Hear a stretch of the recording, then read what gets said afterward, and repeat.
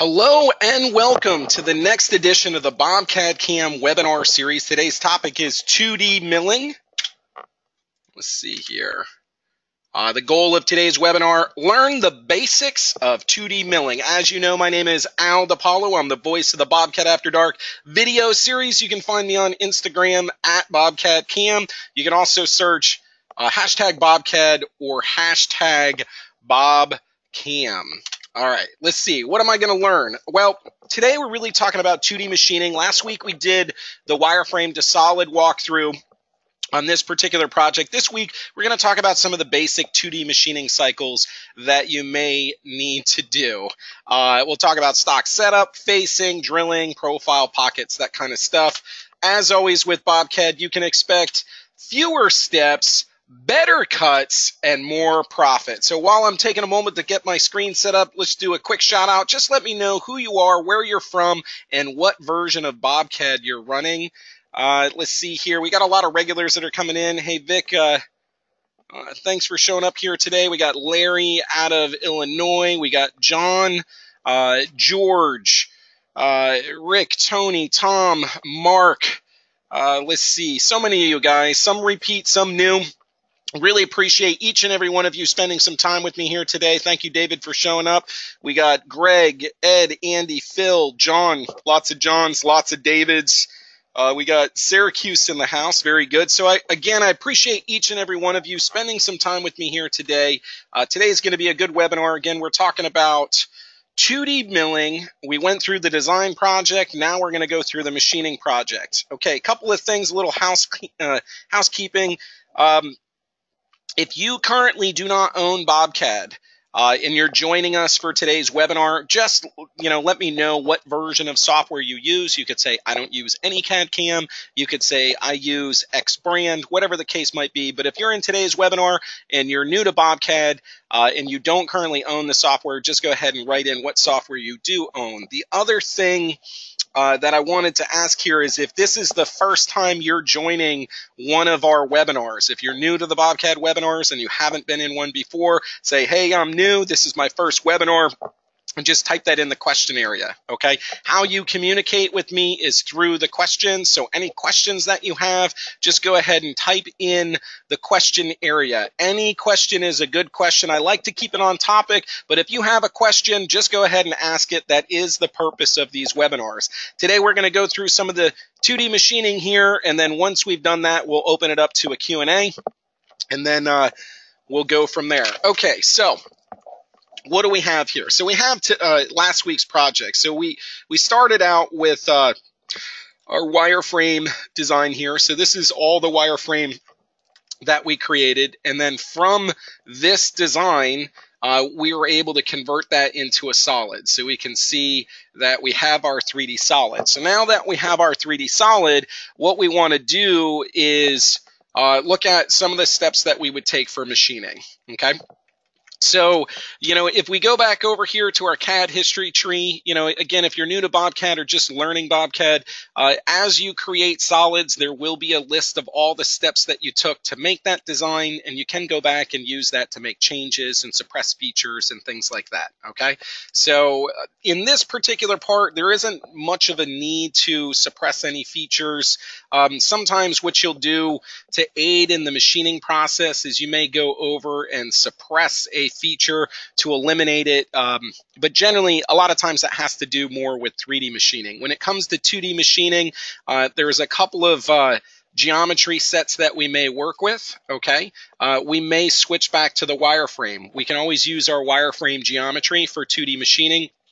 We may come in here and select edges of our surfaces, okay? We'll either click on the edges or use our right-click mouse button for our selection, okay? So just a couple of things to keep in mind. Now, generally, because we've drawn this project, we know a lot of information about it, but one of the first steps that you might take on an imported job is to come in and do some inspection, okay? You have measure 1 and measure 2. Measure 1, you can go over any edge of the part and be able to get information about the edge of the part.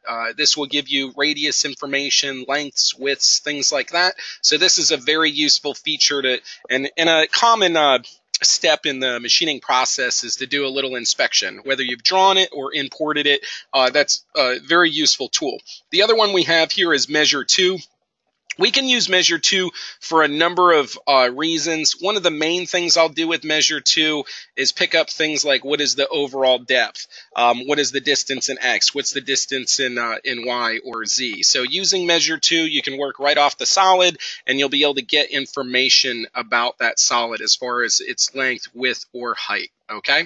All right, so now that we've gone through and we kind of looked at it, generally you need to figure out like a process plan. You know, how am I going to make this part? What tools am I going to use? What order am I going to run those tools in? And depending on whether you've cut this material before or what tools you have available, that may change what your process plan is. But it's always a good idea to think through mentally the steps that you may want to take. Okay, I'm going to face it, and then I'm going to rough it, and you know, maybe we're going to drill holes for those pockets and then start in those pockets. So it really helps to have an idea of where you're going to go with the part before you even get started. Okay, so that's just a pro tip for you, something you're going to find very useful. Now, when it comes to, you know, the CAM side of the software, everything's done in the CAM tree, as you guys know. So we're going to go over here, we're going to right click in the CAM tree, and we're going to add a new job. Okay, creating a new job, we can pick from different types of jobs. This is going to be a milling job based off of a 3-axis machine, and then we're going to run the stock wizard. Okay, the workpiece selection generally can be your part model or even work holding components. A lot of times I skip this step. I promise you, as you're a more advanced user and you get into different levels of the software, you may not always skip this step, but at this point for 2D machining, it's really not necessary, and especially for this project. Okay, the next thing that we're going to look at is our stock types. Obviously, there's a lot of different starting materials that you could start with. The rectangular stock type is really a bounding box, and this is probably the most common to get you going, so we're going to just stick with that.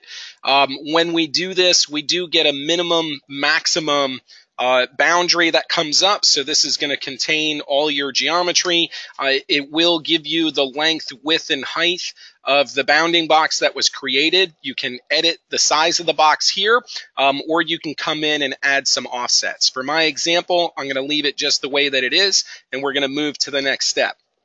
The next step here is setting your origin, your machine setup location, your work offset position. This is where all your positional moves will be based off of, okay?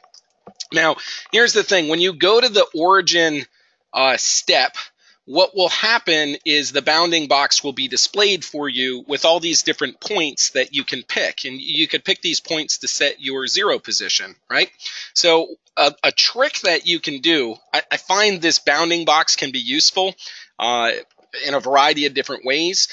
So it's only visible when you're editing the machine setup or the origin location, unless you copy and paste it.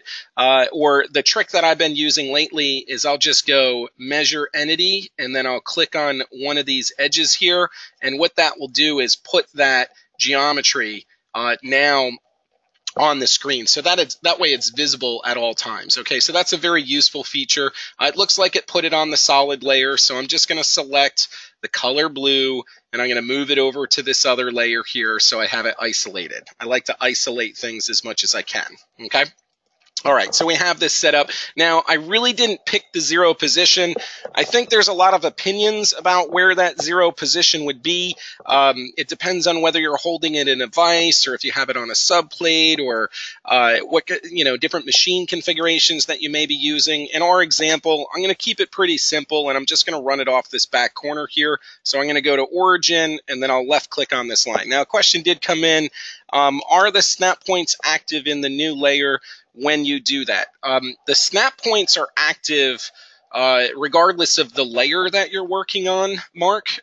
Snap points, if you right-click your mouse in the CAD window and you go to Selection Mask here, you'll get your Selection Mask option, but then you also have your snap points that you have turned on. You can turn them on or off. As long as they're on, they're active for any selection process. Okay, so hopefully that answers that question there. Again, we put this in this back corner over here. It's a very common position, but really we can put that wherever we want, all right? So the first step that we had to do here was to set the job up. So we created a job. The job has a machine connected to it. The machine has a post processor. We have our tool crib, tool library here. We have our material that we may be using, and then we also have our machine setup location, okay? Now, John has a question. Sometimes the snap points show, sometimes the snap points don't show up. And that's a really good point. The reason when you're going through and you're editing your machine setup, you can see this blue bounding box comes up for me to be able to use. So what John's saying is, well, sometimes I see it and sometimes I don't. Okay, so let's cancel out of that and let's turn this layer off. And then let's do it again. Sometimes I think what you're experiencing, John, is sometimes where we display that geometry is on a layer that is not visible. Okay, so that's what's going on there. So if you're not seeing these snap points, what I would recommend you do is turn the visibility of all your layers on, and then you shouldn't have that problem. Okay, so try it out and let me know how that goes. Mike has a question. If I wanted to move the origin a 1/4 inch over and a 1/4 inch down from its current 0, how could we? Okay, so you have your 0 position here, and you're saying, well, how can I move it? Well, we base this origin off of a pick location, so we picked up this location. If we wanted to move it, Mike, we could go to our enter location here, and you could add or remove, add to this number or remove it. So if we wanted to go, let's see here. If we want to go, I think you want a 1/4 inch in, so we'll make this minus 4.75, and then maybe you wanted it a 1/4 inch down from here, so we could just say minus a 1/4 inch, and we'll get that number, and you can see how you can enter in that position. So you could pick a position as a reference, and then you could enter the origin with the values that you'd need. Does that make sense? If it does, go ahead and let me know. If it doesn't, we can go through it again, but that should be pretty clear. Thanks. Okay. Is there any other questions that you guys have about the machine setup location or picking a position? Any questions that come up, go ahead and let me know. Otherwise, what we're going to do is move on to the next subject. Okay. Let's see. Chuck has a question here. I did ask Tech this question, but I did not like the answer. That happens sometimes. Can the clearance plane machine setup be set modal? It is currently 1 inch. 1 inch is a very bad thing for one of our machines. Now, I'm not sure what you mean by modal. The machine setup location or the clearance value is what Chuck is talking about. So if we edit our machine setup, and we look at our clearance value here, you can see this this is a clearance value for between tool changes and after operations. That's where this clearance value comes up. When we're in our toolpath wizards, right, it will be grayed out. You're not able to edit the clearance plane from within the feature. You edit from within the machine setup location. Okay, so when you're saying modal, I think maybe you mean incremental. I think might be what you're asking. The value that is here is the value that will be used. If you want to change this value, that is the value that's where you would change it. So if you want to address that one-on-one, we can always get together on that, but maybe a little more detail would be helpful for me to understand how we can help you with that. Okay, Chuck, another question came in. Mike said, what was that snap point menu? Okay, so let's okay out of this. We're going to right click again. If you want to get into snap points, you right click, you go to where it says selection mask. From the selection mask, there's a tab for snap points. These are the active snap points, the ones that are being used. You can turn them on or off. Once they're on, they're active in all selection processes. Okay, let's see what else we have here. There's a couple of other questions that came in, guys, so let me answer them as they go. What if we wanted to run 3 parts at a time? Mike, that's a great question as far as 54, 55, 56, or whether we're doing a strip and doing it in one routine. So we'll get to that. Make sure to ask that after we get some toolpath on the screen. Greg had a question. Does the WCS in SolidWorks have to match what's in BobCAM? The WCS, the World Coordinate System in SolidWorks, does not have to match. Just like in our drawing here, I'm going to turn our world coordinate system on. So that is the drawings 0, and this is our machine setups 0. So your machine setup or your origin can be different than the world coordinate system, and it actually can be in different orientations as well. It defaults to 1 always. Always, yes, Chuck. The clearance value for the machine setup, this value right here, is always set to number 1. I believe it's hard coded in the background, and at this time, you're not able to default that to something other. Okay, let's see here. Vic said, my clearance is always 1. Would like it to be set to without manually doing it every time. I think that's a great point, Vic. I would like to see that default value available as well. If you guys want to see more of that, I would recommend you do a feature request. So this way your vote is counted, and that's how we add features to the software based off of the feedback that we get from you guys. Greg has a question. Thank you. SolidWorks defaults y-axis to top plane. Yes, Greg, if you're running BobCAM for SolidWorks, I recommend you watch the 3-day boot camp or kickoff we did for SolidWorks World. There's 3 hours of training for 2D machining for SolidWorks. So if you'd like a copy of that sent to you, I'll email it. Just request it, and I'll send it to you. So this way you can go through those videos. All right, so we got our machine setup location here. We've set our 0. I think we've gone through a couple of different topics there. Is there any other questions about machine setup?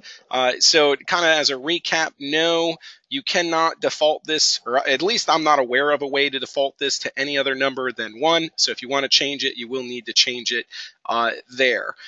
2, when you're editing your machine setup location, if you want to retain this bounding box, if you go measure entity and you click on it, it will drop that geometry on one of your layers, okay? 3, as far as your machine setup location, it can be anywhere on the part. You can have it in any orientation, and it does not have to match the world coordinate system. Let's see. Awesome. Please send me. Okay, yeah, I'll definitely send it to you, Greg. Make sure I have a good email address for you. Al, the clearance plane used to be defaulted depending on the version. It may have been a different value in the past, but for the last few versions, it's been 1 inch, the best that I know. Okay. All right. So I think we have the basic setup, the walkthrough for setting up your stock and setting your 0 position. Now let's look at some of the machining that we may want to do here. Okay. Now to be fair, okay, if you're a guy that works with DXFs and you don't get solids, all the machining that we need to do, we can actually do right off of the 2D wireframe that we have here. Okay, we could just use 2D wireframe to machine this part. I definitely like working with solids because there's advantages of being able to see things in 3D, but in some cases it's really not necessary. Okay, so for us, now that we have the stock set up, the next thing that we want to look at is the facing routine. Okay, Andy has a question. Any plans to associate the views to the active UCS? If I'm using the UCS other than top, I would like it to take me to the top of my alternate UCS. Andy, that's a great question here. If you look under your view options, there is Control 8, which is view normal. If you choose Control 8 and then you click active UCS, it will put you normal to your active UCS. You're not able to rename the views at this time, but again, I think that is a great feature request, and I recommend that you put that in. Jeff said he would also like the boot camp or the kickoff, so great. If anybody else is a BobCAM user and would like the kickoff videos for 2D machining, go ahead and put your email in there, and we'll make sure to get you a copy. All right, so when it comes to facing, really facing, drilling, pocketing, anything we're going to do there, we're going to get over into our machine setup. We're going to right-click, and this is going to give us different categories of machining features that we'll be able to use, right? So for our case, the first thing we want to do is a facing cycle. A facing cycle is going to be a mill 2-axis cycle. All right, so you're not going to see an icon. There's not a drop down. When you're facing, you know that you're doing 2D machining, so we're going to go to mill 2-axis. All right. Now, from mill 2-axis, from that category, we're in a wizard. In this wizard, we're going to answer all the questions that we need to about the machining cycle, okay? So in this case, we want to do a facing cycle, all right? Within this wizard, we're going to answer all our questions. one of the things that we need to do is select our geometry. So we're going to go select geometry here. Now, one of the reasons why I like that bounding box is I don't have a profile for the part at the outermost of the part in order to face it, right? So that is why I will use the bounding box. What did I do with it? Hold on, let me finish. Let's go back over here. We're going to choose edit. I'm going to go measure. I'm going to click this thing here. I'm going to do cancel. Now I have the bounding box. I'm going to come over and start my feature again. So this is one of the reasons why I'll use that bounding box in order to use it for our facing profile. Okay. A couple of other guys requested the kickoff, so that's fine. Tony also wants to see the hotkeys, so we'll send that to you as well. If you want a list of the hotkeys, you can request that, and we'll shoot that off to you too. All right. So we're going to right-click on Machine Setup. We're going to go to Mill 2-Axis. Okay. We're going to go to Select Geometry. Now that we have our bounding box up, we can click on a couple of these edges here. You'll notice as we click on it, it does give us a preview. That's the feature preview showing you how deep it's going to go. In this example, I'm going to set the feature depth to 0, and then I'm going to choose OK. All right, now some of this is workflow. A lot of times what you'll do is you'll touch off on the top of the part, then you'll drop it down by some amount and set that to 0, and then you'll face to 0. Other times you may touch off on the top of the part and face down to a certain level. Other times your 0 may be on the bottom of the part, and then you want to face to a certain level. So there's a little bit of different workflow as far as what you do, but it's very common to face to 0, okay? All right, so we've selected our geometry. The next thing we're going to do is pick our machining strategy, right? So we have a variety of different strategies here. This is the dynamic machining side of the software where you can add multiple operations to a given feature. So you could rough and finish and that kind of stuff. In this case, we're going to go to our face cycle, and then we're going to choose next, all right? Tabs would be if we wanted to leave material behind. That's generally only used for profiling, so we're going to skip that. Posting is where we set what work offset we're in. So we're in work offset number 1. That's fine. All right, so we go to our tool. Now, when we're picking our tool, you guys can either enter a tool. So I could just type in 2 inches. And what will happen is the software will go to the tool library and look for a 2-inch tool. Or if I say 1.5, it will look for whatever size that I'm entering. It will look for one in the tool library. If one doesn't exist in the tool library, it will create one for you automatically. Okay, so this is like a manual tool creation. You just type in the size that you want, and then we either call the tool that's in the library or we create one for you. So it makes it really, really simple. Now, if you are a production shop and you use certain tool cribs and things like that, you can click on tool crib here, and you could import a tool crib in order to preload tools that are common that you may use for that particular machine. The other thing you could do, if you didn't want to manually create a tool on the fly, you can click Add Tool from Tool Library, and then you can go into the tool library and pick which tool you want to use. Okay, for our example here today, our 2-inch, 1.5, whatever size tool we're going to use here is just fine. We're going to choose OK. Now, speeds and feeds are automatically loaded based off your material. The material will load the surface footage and the chip load, but you guys can come over here and type in whatever numbers that you want, okay? Al, the tool library needs to be able to be exported so that it can be imported for another seat, updated software, same material, etc. Brian, both the tool library and the material library are stored in your folder system. I think it's in the technology folder, so that way you can move it from one computer to another to use the same tools or the same materials. I think that's a good point to address, so maybe we'll address that in the next one. Mark had another question here. How do you save and grow a tool lib mtool crib? There is no save. Okay, Mark's asking, how do I save tools to my tool library? Because when you're in the tool library here, right? So if I'm in the tool library and I add a tool, right? So if I choose add a tool, I add a tool, but there's no save button in this dialog here. So he's going, how do I save my tools? And it's really simple.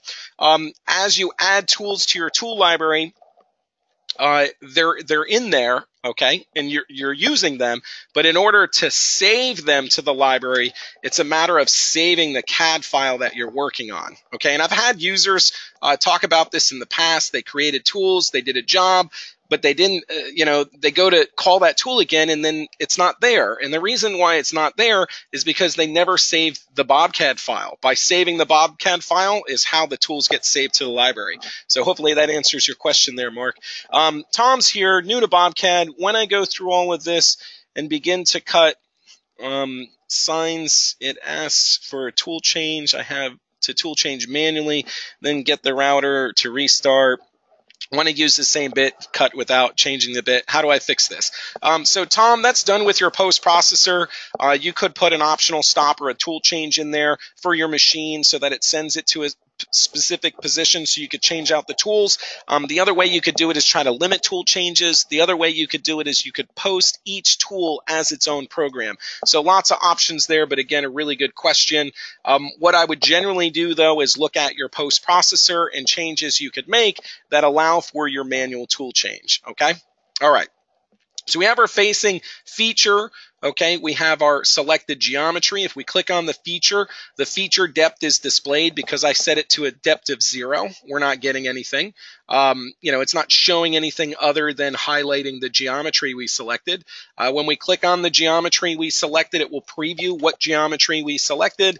And then if we click on our operation, it would preview our operation, okay? Now, I finished the routine before I computed, like I didn't compute the toolpath. So let's compute the defaults here, and we'll see that we have a facing cycle. Okay, Richard has a question. If you use the same tool in 5 different setups and ops, and you want to run the same speeds and feeds in all the operation, what's the fastest way to update those parameters? I guess it depends on...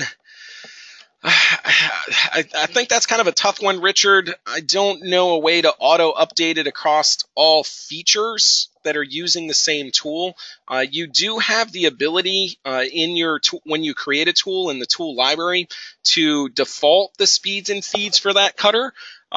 So it may be a case of going in and editing that tool, but I actually don't have an answer for you on that right now. But I do think that is a great question.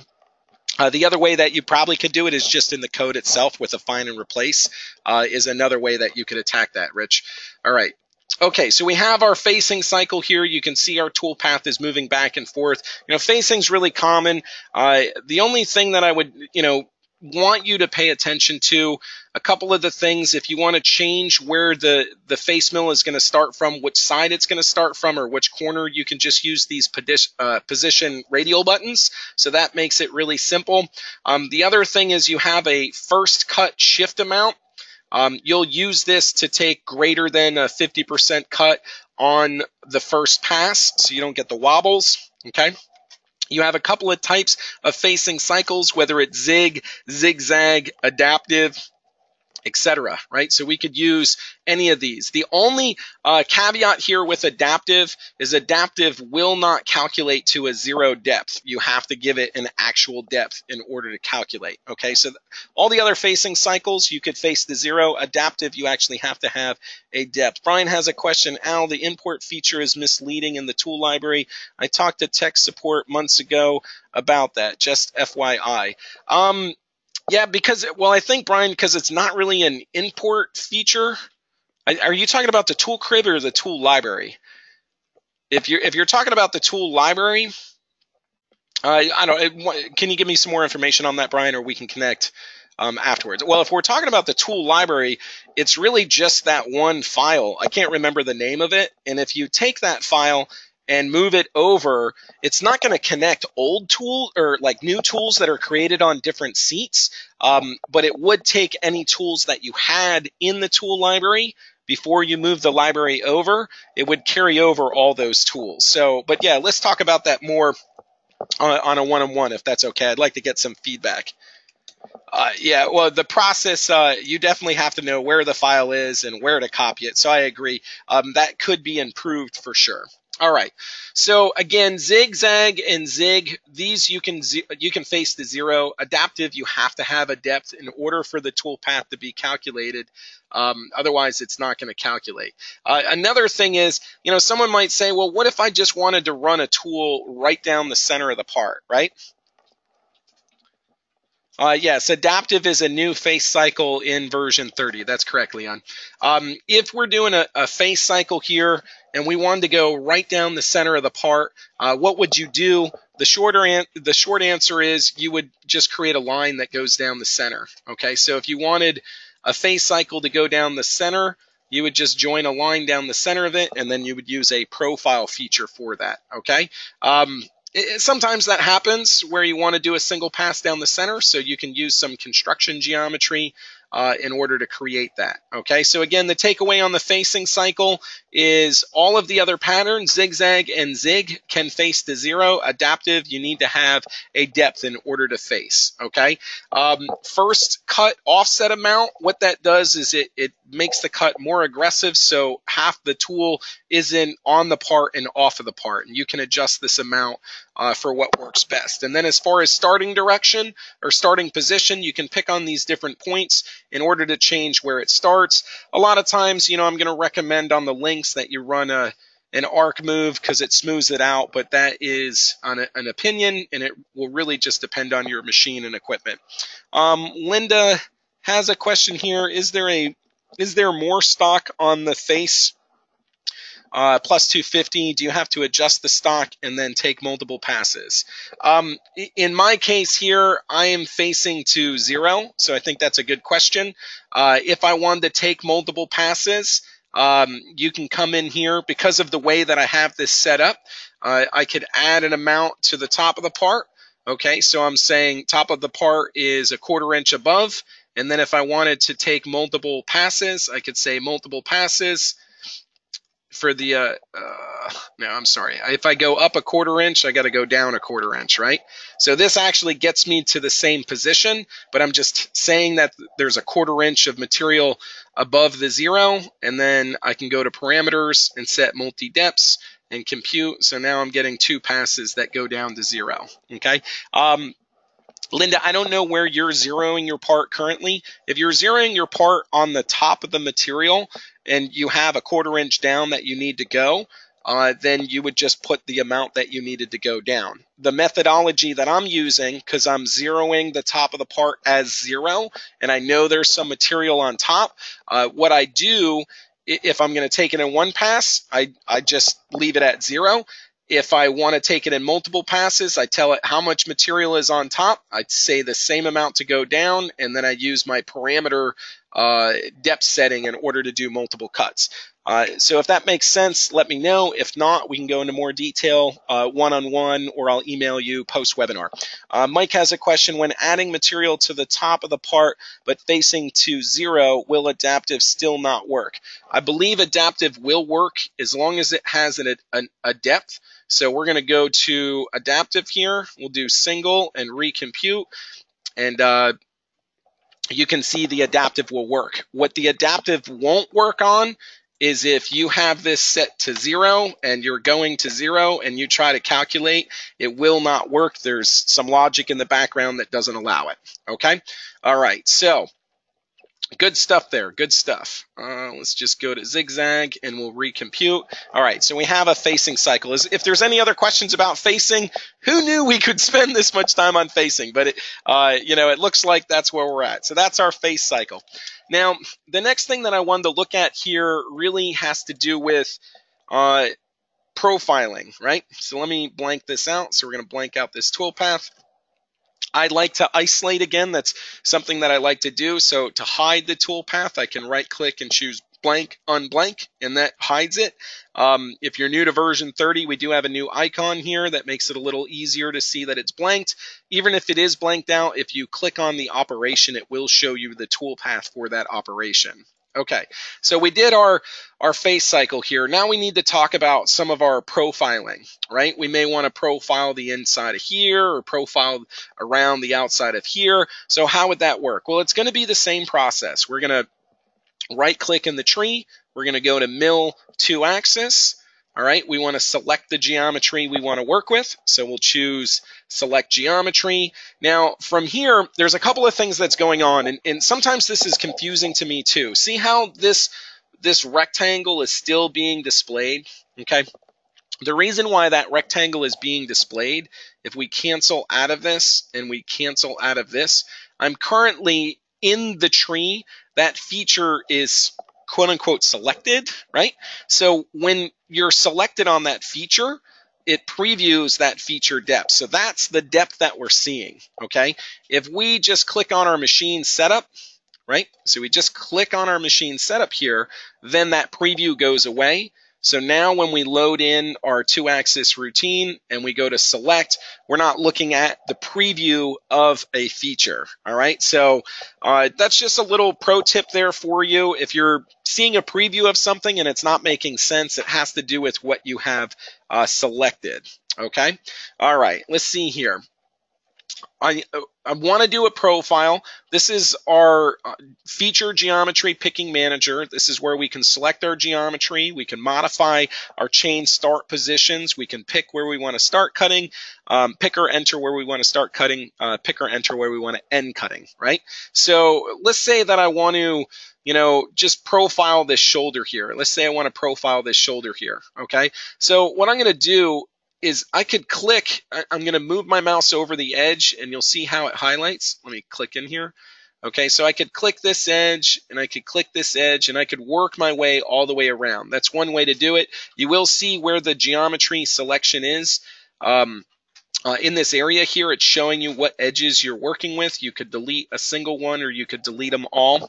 What I don't like seeing new users struggle with is where they're clicking on 1 and 2 and they're trying to get all the way around the part when they're dealing with surface edges, right? What I would rather see you do is go over the edge of the part, okay? Highlight the edge, right click, and you're going to either choose constant Z or a loop.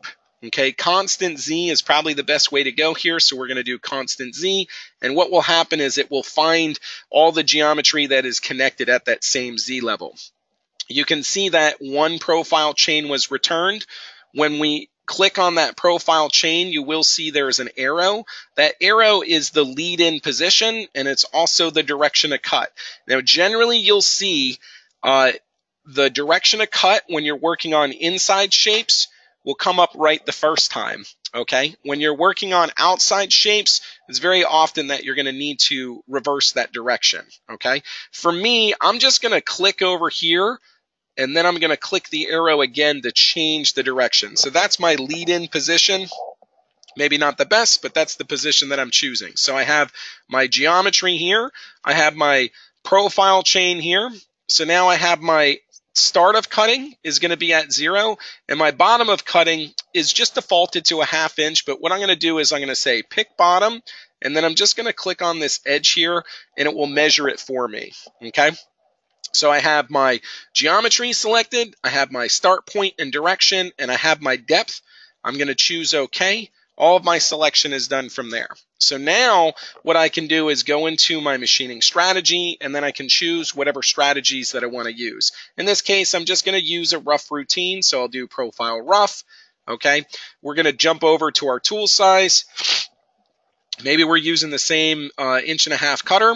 I'm going to go to my patterns. So I have a couple of different patterns here, so we'll look at that. Parameters, do I want to leave stock on the wall? Do I want to leave stock on the floor? Do I want to take multiple depths? Okay, you're just going through and answering the questions. The area that I want to go to is leads here. I'm going to do a right angle lead. We're going to make this 1 inch out, and then we'll compute. And here you can see we're going to take 2 passes in order to profile around the edge of that part there. Okay, there's a question that came in from Richard. If you pick the same point, you get different values for facing. I got different values for top of feature 3.5 and the depth of 0. I ran into that over the weekend. let's see here. So if we reselect our geometry and we do pick top, and we pick the top of it, and then we say pick bottom, and then we pick the bottom of it, I'm getting 0 and 0. So it may have to do with where your 0 position is, Richard, whether you've zeroed on the top of the part or the bottom of the part. But I would have to see your sample. If I pick the same position, I'm getting the same depth. Maybe it needs to be higher. Where was your 0, Richard? Was your machine set up on the bottom of the part or the top of the part? So that's something we can address together, but I didn't see that result there. Okay, what I do want to show is after you get your tool paths, again, a lot of times I'll come up to these and I'll blank them so that they're not visible. This gives me the ability to isolate the different tool paths. Okay, the other thing that I may want to do, yes, send me a file. That's great. No problem, Mark. It's okay. Late or early, you're welcome. You're welcome to show up and enjoy. I enjoy spending time with each and every one of you here. Okay, so I got the space cycle, so I got them blanked out so I can just see the tool path when I want to see it. If I right-click on any of these tool paths and I choose backplot, what this will do is display the tool for me. There's no collision checking or anything like that. The main reason why we do this is so that we can see where the tool starts and what direction it's going in. The other thing that we'll use this for is to check things like hangout and stuff like that. Okay, how much clearance do I have? Does it look like the tool holder is going to hit? Something along those lines. All right, so we face the pocket. We did a profile routine here. Okay. When you look at profiles, there are a couple of different types of profiles. You have a standard profile, which is what we're doing right now. We also have contour ramping. Contour ramping is very similar to a standard profile. The difference is instead of it going down, instead of the Z being like a defined value, it ramps to get down. This is great for slotting and a variety of other features. But you can see with profile ramping, we're able to ramp down to get to the bottom. A lot of times that can be a quick way to do it. A lot of different ways you can use contour ramping, so I definitely recommend you experiment with that. The last one that we have here is called side roughing. Side roughing is where you want to take multiple passes, like you have additional stock. So let's say we had, an inch of stock on our wall and we wanted to take it in 3 passes. We could say an inch and 3 passes and recompute. And then now you're going to see the side roughing to work its way into the wall. All right. So that's a little bit about profiling there. Let's go ahead and move on to drilling. Okay, so what I'm going to do here is I'm going to load a drill feature. So I'll do drill hole. I'm going to do select geometry. Now, when I select my geometry, I could pick the top of the arc. Okay, that's one way I could select it. Another way I could select it is with this cylindrical tube. Okay, another way I could select it would be maybe with the radius on the bottom. Okay, generally, a lot of times here, what I'm going to do to select this is I'll select these cylindrical tubes.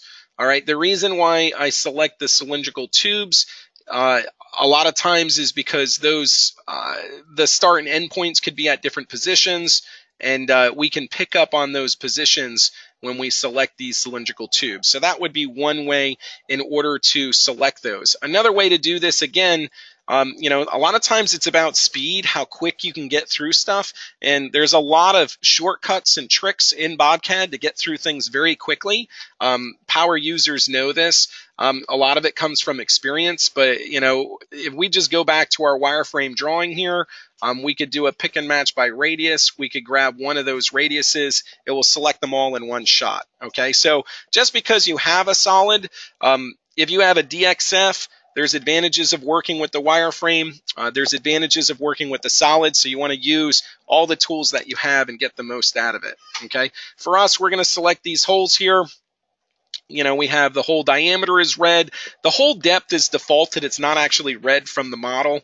We're going to actually advance through this. Okay, what you're going to notice, one of the things that's different here, if we look at this section, you can see the top of feature is set to 0, and the total depth is set to a 1/2 inch, right? So when we did our selection, you can tell that, or or what we did when we selected it, is we used the wireframe, right? So when we used the wireframe, it didn't return any additional information for us, okay? If we go back to our solid here and we do this again, so we'll say drill hole, select geometry, and we select these cylindrical faces, what's going to happen then is it's going to read where the top of the cut is, like where it starts, and then it's also going to read the bottom of the cut, okay? Now, you could argue that you could drill these holes before you put the shoulder in, and a lot of that has to do with your process plan and what makes most sense for you. For us, we're going to select all these cylindrical surfaces here.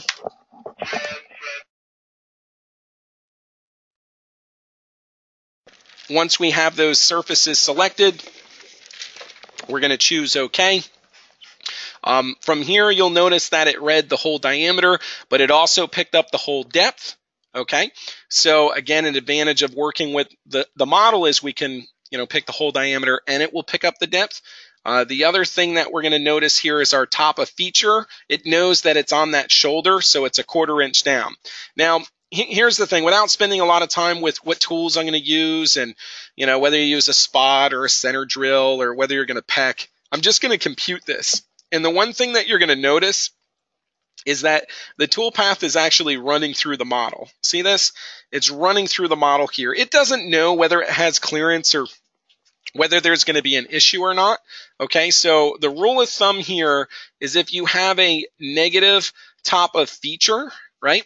What you can do is you can add that value to your rapid plane. So that's generally what I do here is if I'm below in a negative top of feature and I'm having clearance issues, I'm just going to add that 1/4 inch to my rapid plane there, and then I'm going to recompute, and you'll see that that will push that right up out of the part, so we don't need to worry about it. The other thing is it will come down, it's going to rapid down above the part and then drill from there. And the way that the code is set up is it will it'll be based off of your post processor as far as the way that CAN cycle comes out. Hey, no problem, Leon. We'll catch you next week. Ron has a question. How can you make the center drill peck? You can't make a center drill peck. I think that's a great suggestion, but when you look at the parameters here, there is no pecking cycle. Now, if you wanted to peck a center drill, what you could do is tell it that it was a drill, okay, and then use your peck cycle, okay? So instead of a center drill, you would do a drill, and the first drill would be your spot drill, and then you could use your pecking cycle, okay? So that is how you would handle that. Let's see what else I wanted to cover here. So we did drilling. Again, the big thing is if you work with wireframe, it doesn't read off the model. If you work with the cylindrical tubes, it reads off the model. If you have a negative top of job, if your feature here has a negative top of job, a lot of times you're going to want to add that to the rapid plane to get the tool out of there.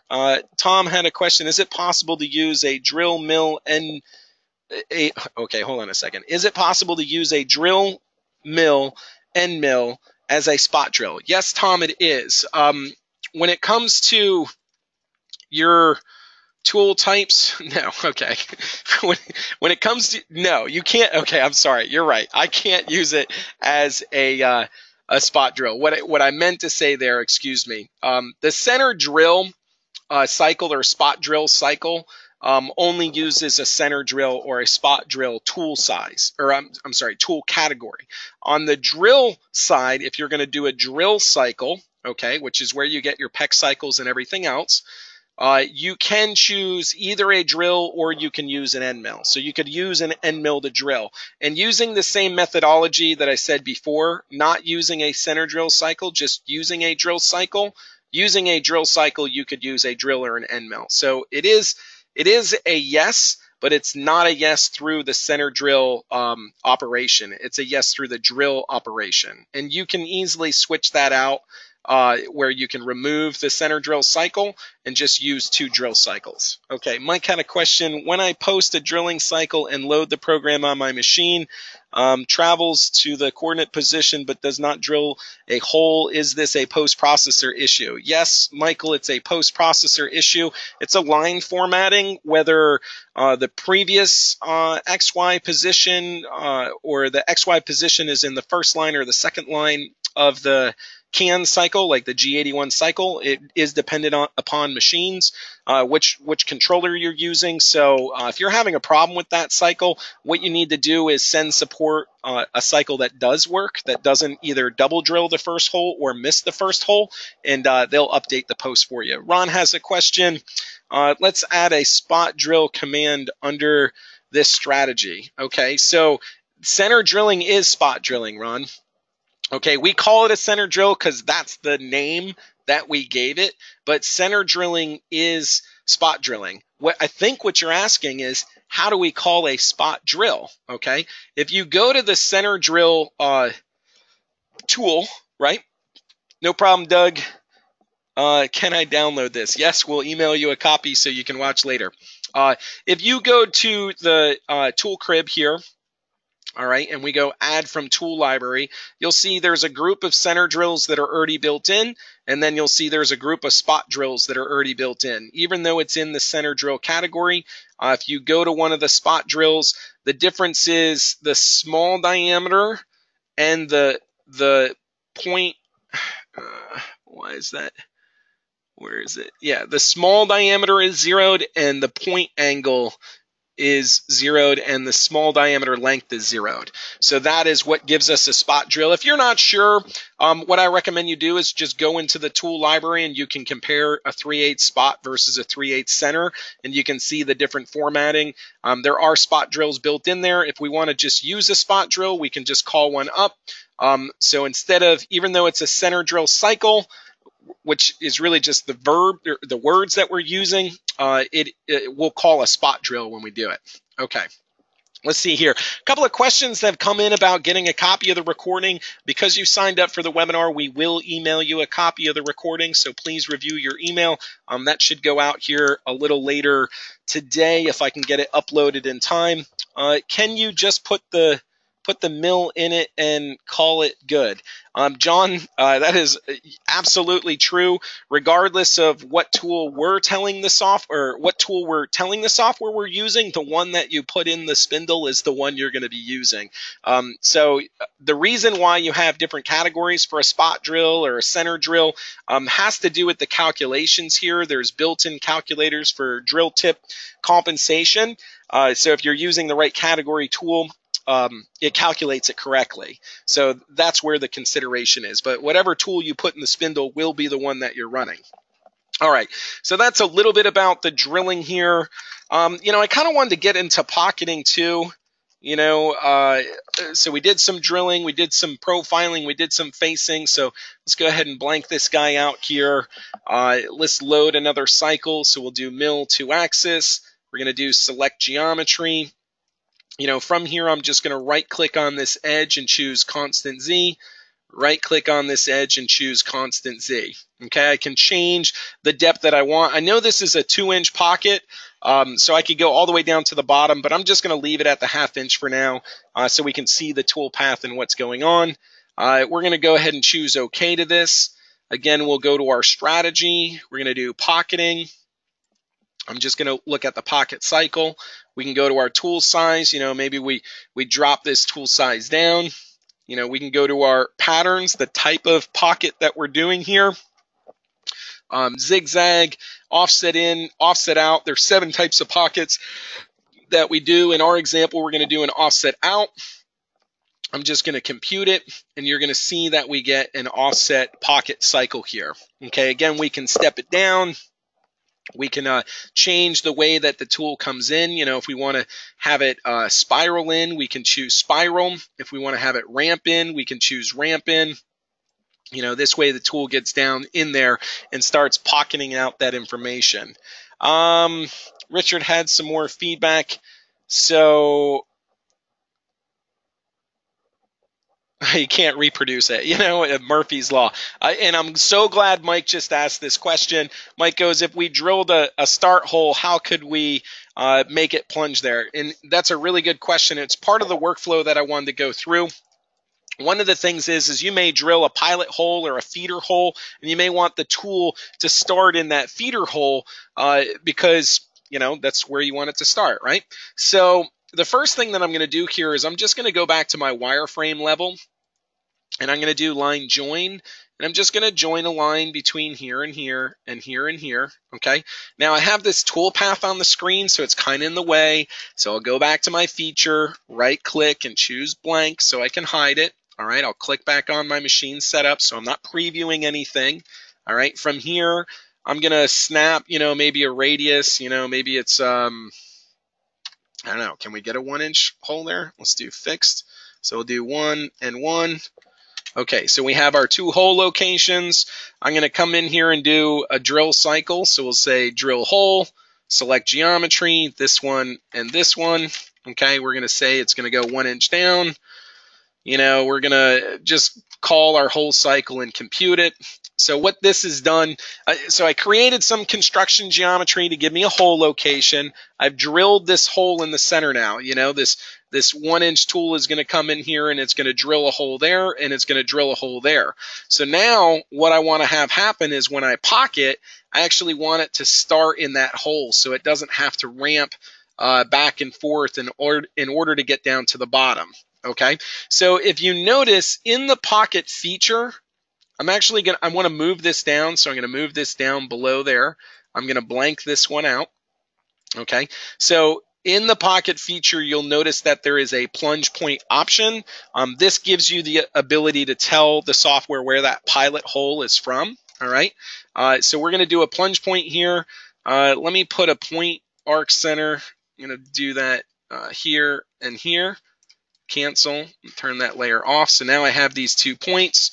Okay, I'm going to select the point here, and you notice that I can't select the point there. Okay, so what's going on there, Mike, is the plunge point for a pocket only currently supports identifying one at a time. So, I set my plunge point on this one so I can get it to start there, but this one, it's not picking up that plunge point because I can't select multiple points.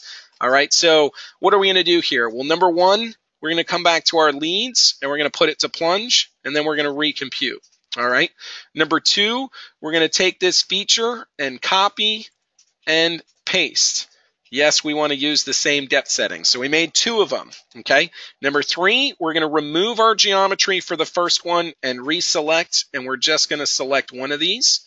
All right, so we'll say OK and then compute.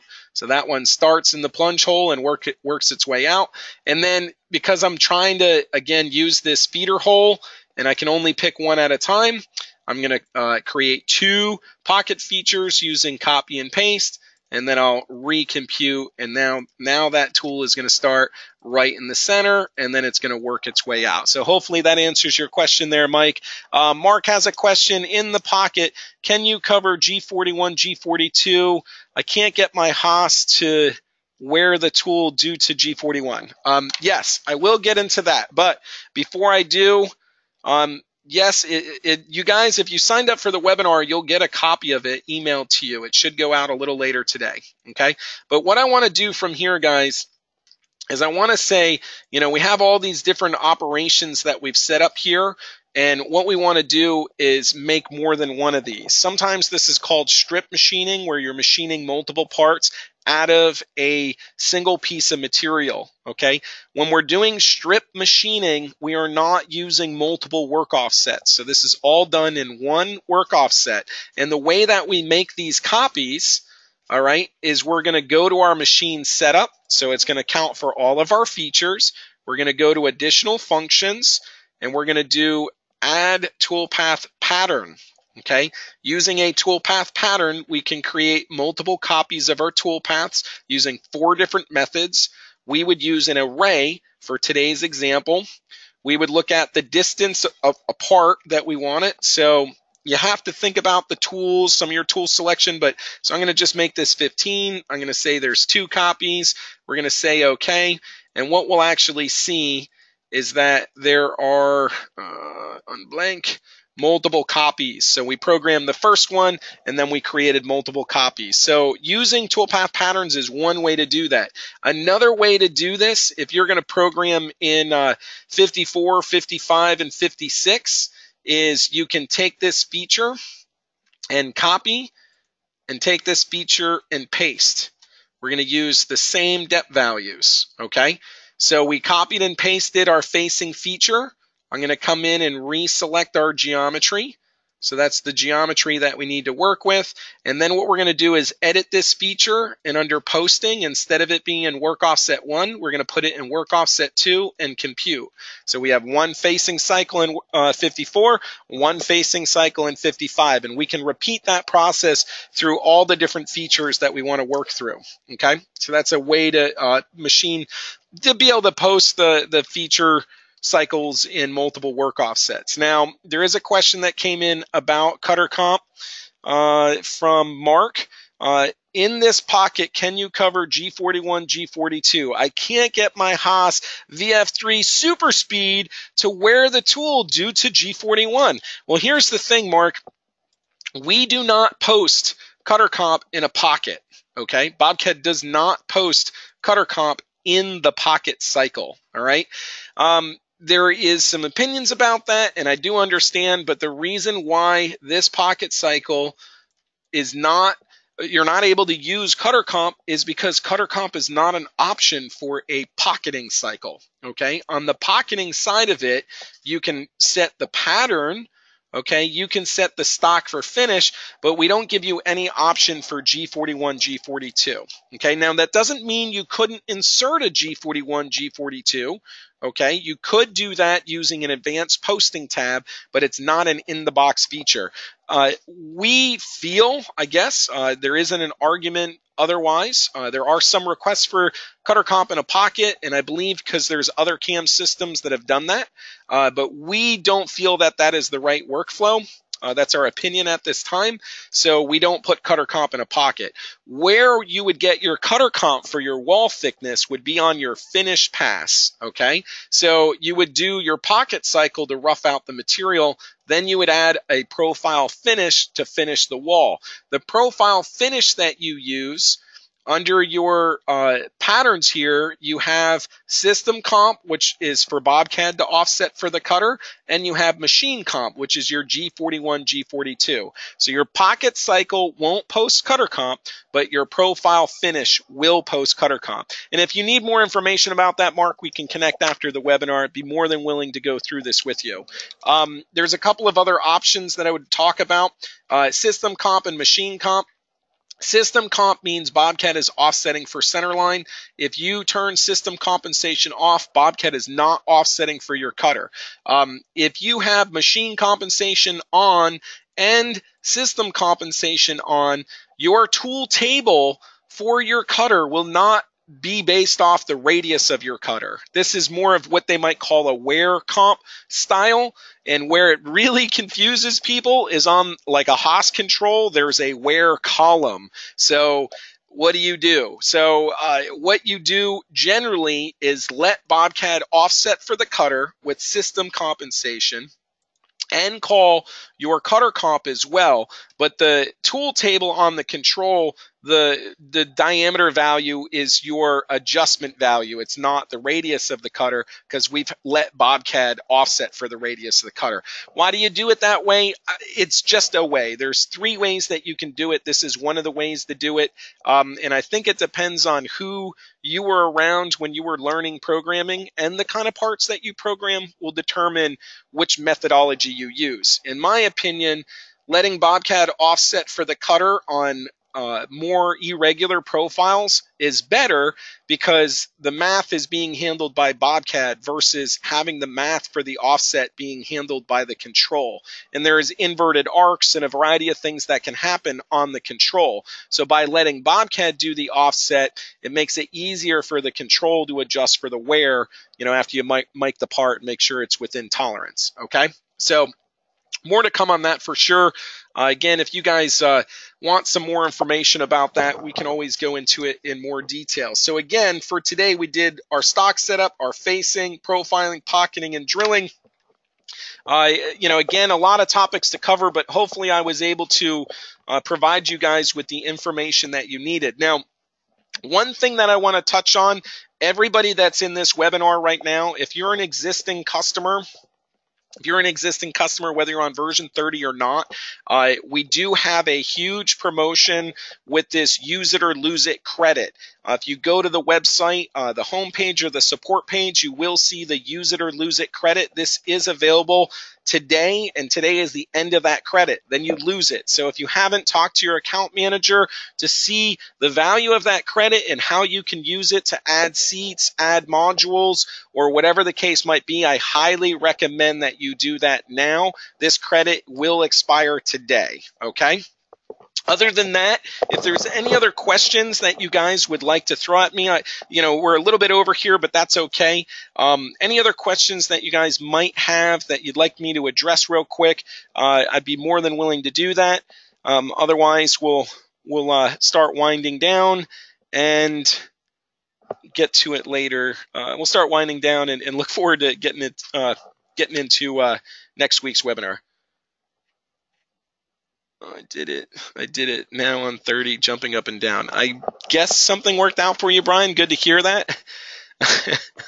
Oh, you went to the website. Okay, very good. Andy said, how can I add a spring finish pass? Okay, so that's actually a good question here. In our profile feature here, so we have a profile feature here. If we come in and we look at, maybe just doing a single pass here and recomputing, a spring pass is where you're just recutting the same area. Andy, the way that I do that is I'll edit my feature here. I'll go to my machining strategy, and I'll add like 2 profile finishes. The first pass and then the spring pass. So I add multiple finishes in order to do your spring pass. So hopefully that makes sense. Finish this part next week. We'll see. I haven't done it. I mean, we can keep going. We got the other side to do. There's work holding we can talk about, but I think we did cover a lot. So we'll see how that goes. Let's see here. All right. Yeah, again, I really do appreciate everybody spending time with me here. I know you guys are busy and time is money. Again, with BobCAD, you guys can always expect fewer steps, better cuts, and more profit. Again, I appreciate each and every one of you spending some time with me here today. Look forward to seeing you in the next one. Again, thank you so much, and good night. All right, guys. Bye now.